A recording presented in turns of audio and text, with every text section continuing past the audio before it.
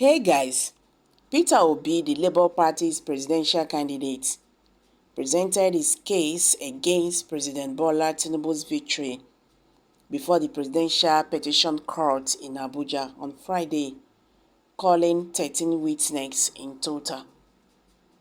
In the time allocated by the court, Mr. Obi was only able to summon 13 of the 50 witnesses he had sought to call.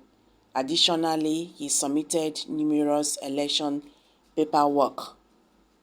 The 25th February election was won by Mr. Tinubu, according to INEC chairman, the Nigeria Electoral Authority. Mr. Peter Obi, who finished third in the election and was dissatisfied with the outcome, petitioned the court to overturn Mr. Tinubu's victory. The petition was submitted by him and his party 20 days after Mr. Tinubu was sworn in as the president-elect. The election results are also being challenged independently by People's Democratic Party (PDP's) candidate Atiku Abubakar, who finished second in the polls. Although he had originally planned to call 100 witnesses, he likewise concluded his case on Friday with just 27. Both opposition candidates contend that Mr. Tinubu of the All Progressive Congress (APC) did not win the election and thus are entitled to the president. Levi Uzokwe, a senior advocate of Nigeria (SAN), served as Mr. Obi's main counsel and called Tako Yunasa, a prominent member of the Labour Party, as a witness at the resumed hearing of his lawsuit on Friday. The spokesperson for the Peter Obi Presidential Campaign Council, Mr. Yunasa, was subjected to cross-examination by INEC's attorney, Kemi Esan.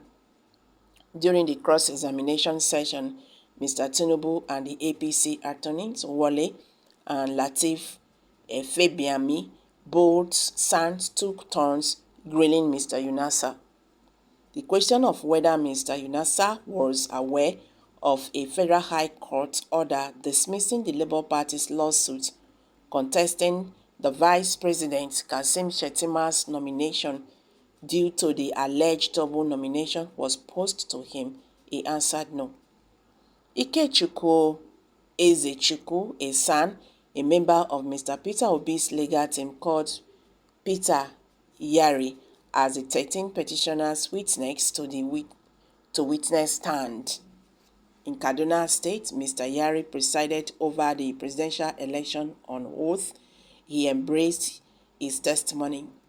Mr. Yari claimed he had trouble putting the presidential election results on INEC's results viewing portal during cross-examination by the respondents' attorneys. Mr. Uzakwe, Mr. Obi's attorney, concluded his testimony by telling court, "My lord, that is the petitioner's case." The court then postponed further proceedings until July 3rd so that the respondents, Mr. Tinubu, INEC, and APC, could begin presenting their case. With 6,110,533 votes, Mr. Obi trailed Atiku, while Mr. Tinubu received more than 8.8 million. Mr. Obi claimed that one of the reasons for the lawsuit's grant was that Mr. Tinubu, at the time of the presidential election, was not qualified to contest the election. In a manner similar to Atiku, Mr. Obi based his argument on the fact that Mr. Tinubu was fined $460,000 for an offense involving dishonesty, namely narcotics trafficking, imposed by the United States District Court, the Northern District of Illinois, Eastern Division, in case number 936C4483 between the United States of America and Bola Tinubu. He further claimed that Mr. Shettima, Mr. Tinubu's running mate, was ineligible because he was nominated in the same election for the positions of Vice President for the whole of Nigeria and the senator for Borno Central. Mr. Obi then presented 5 prayers in court. In addition to 2 principal prayers, there are 3 others.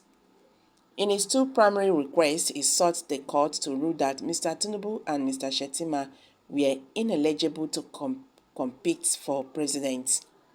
However, he urged the court to rule that Mr. Tinubu did not receive the majority of the valid votes in the election under the first prayer. After subtracting suspected legitimate votes from Mr. Tinubu's result, he petitioned the court to rule that they satisfied the constitutional conditions to be declared the victor of the 25th February 2023 presidential election. He challenged the court to declare Mr. Tinubu's election void because he fell short of garnering 1/4 of the legitimate votes cast in the Federal Capital Territory FCT Abuja in his second main prayer.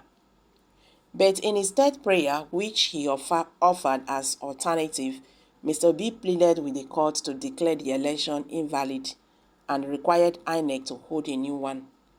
But in prayer 4, which he also offered as an alternative, he reiterated his assumption that he had won the election. Mr. Obi requested that the court declare him the president-elect and order the INEC to grant him a certificate of return on the ground that he had received the majority of the valid votes cast during the election. He urged the court to revoke the anonymously issued certificates of return to Mr. Tinubu. He asked the court to declare the election invalid and order a new election. In his 5th request, which was an alternative prayer, he claimed that the election had been held in violation of the electoral law. Please pardon me. So guys, you've all heard it now. What's your take on this? Please kindly share your thoughts below the comment section and don't forget to give us a thumbs up. Thank you for stopping by.